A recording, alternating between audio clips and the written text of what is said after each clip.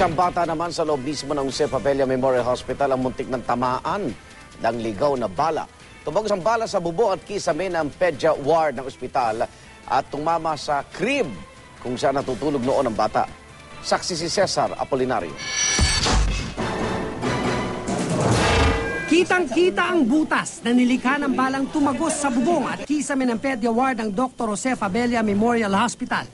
Sa mismong handle ng crib number 41 daw tumama ang bala kung saan natutulog ang 2 taong gulang na batang itatago natin sa pangalang Jose.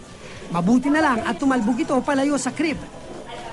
Para pong pumutok na yung thermos. Para may bumagsak. Opo. Okay.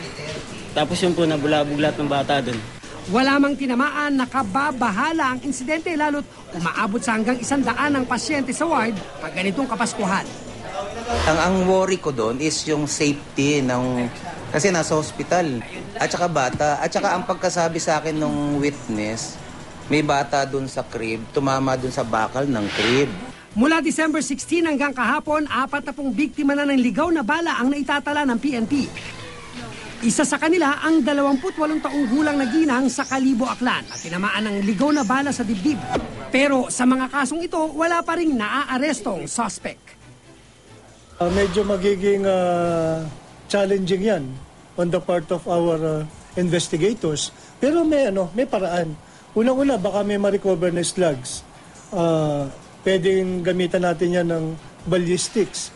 O kaya, pwede tayong may ma-recover na empty shells. Cesar Apolinario ang inyong saksi.